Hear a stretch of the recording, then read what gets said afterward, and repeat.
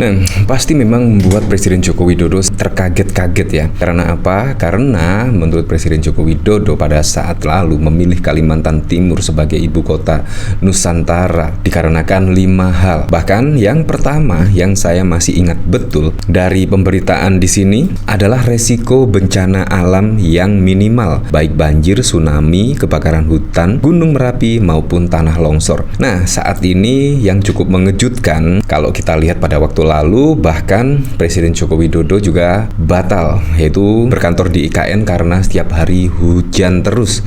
Dan bahkan pembangunan juga sempat molor di IKN pada saat hari memperingati hari ulang tahun kemerdekaan Republik Indonesia karena terkendala yang hujan secara terus-menerus. Nah, bahkan yang cukup mengejutkan, kalau kita melihat pemberitaan dari sini, ya, Kaltim alami 18 kali gempa susulan usai diguncang 5,6 magnitudo. Nah, ini juga apa ya?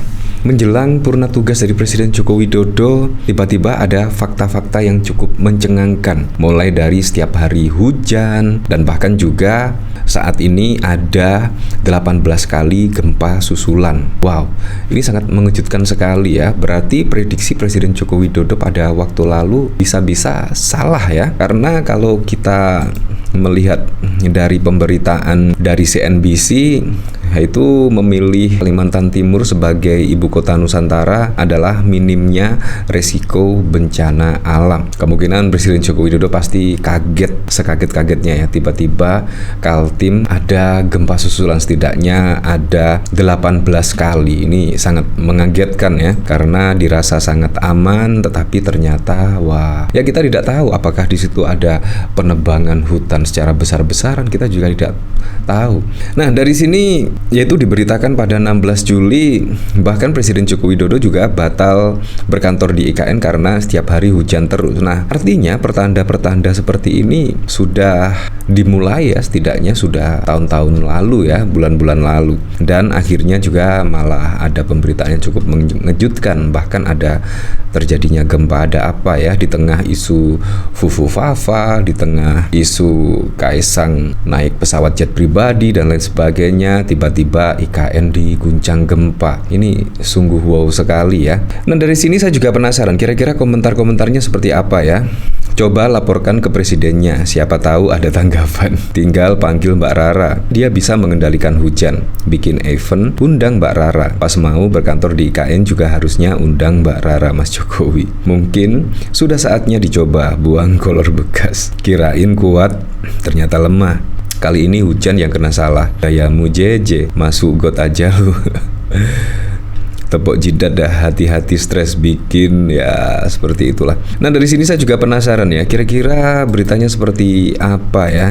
Tiba-tiba Kaltim alami 18 kali gempa susulan. Nah, Kabupaten Berau, Kalimantan Timur masih diguncang sejumlah gempa susulan usai gempa berkekuatan magnitudo 5,6 menggoyang wilayah itu pada Minggu 15 September pada pukul 20. BMKG mencatat sedikitnya 18 kali susulan hingga Senin 16 September pagi sekitar pukul 7. Berdasarkan laporan BNPB, gempa dirasakan selama 2 hingga 3 detik di Kabupaten Berau dan menyebabkan panikan di kalangan warga. Hingga pukul 7 pagi telah terjadi sebanyak 18 kali gempa susulan di area tersebut, kata Kepala Pusat Data, Informasi dan Komunikasi Kebencanaan BNPB Abdul Mahari. Berdasarkan catatan BMKG, epicenter gempa berada di darat pada koordinat dengan kedalaman hipocenter 10 km. Pusat gempa terletak 145 km Tenggara Berau, 163 km timur laut Kutai Timur, dan 240 km tenggara Tanjung Selor, Kalimantan Utara.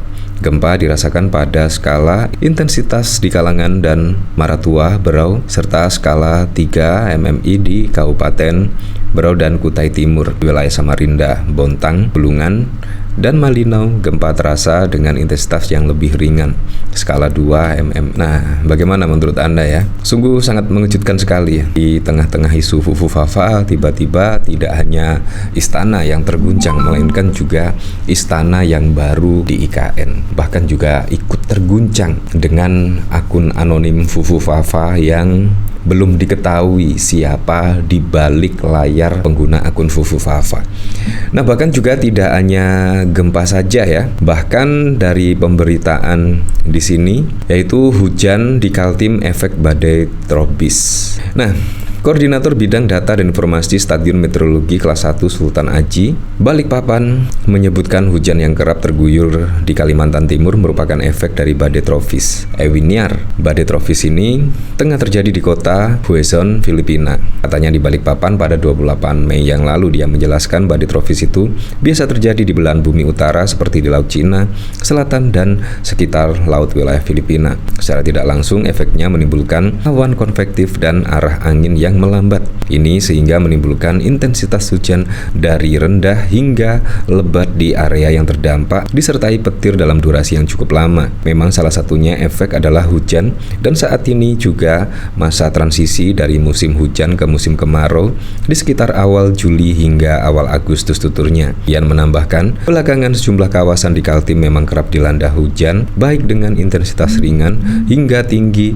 yang juga disertai petir. Wah, bahkan juga sering hujan, dan saat ini malah dikejutkan lagi dengan adanya fenomena gempa, dan bahkan dari 3 hari sudah ada 18 kali gempa susulan. Nah, ini menunjukkan prediksi dari Presiden Joko Widodo salah ya, karena kalau kita melihat pemberitaan dari sini bahkan ada 5 alasan Jokowi pilih Kaltim jadi ibu kota baru. Yang pertama, risiko bencana alam yang minimal, baik banjir, tsunami, kebakaran hutan, gunung Merapi maupun tanah longsor. Lokasi yang strategis dan ada di tengah-tengah Indonesia. Nah, sini juga sangat setuju sekali. Lokasi yang berdekatan dengan wilayah perkotaan yang sudah berkembang, infrastruktur relatif lengkap, tersedia lahan yang dikuasai pemerintah sekitar 180.000 hektar.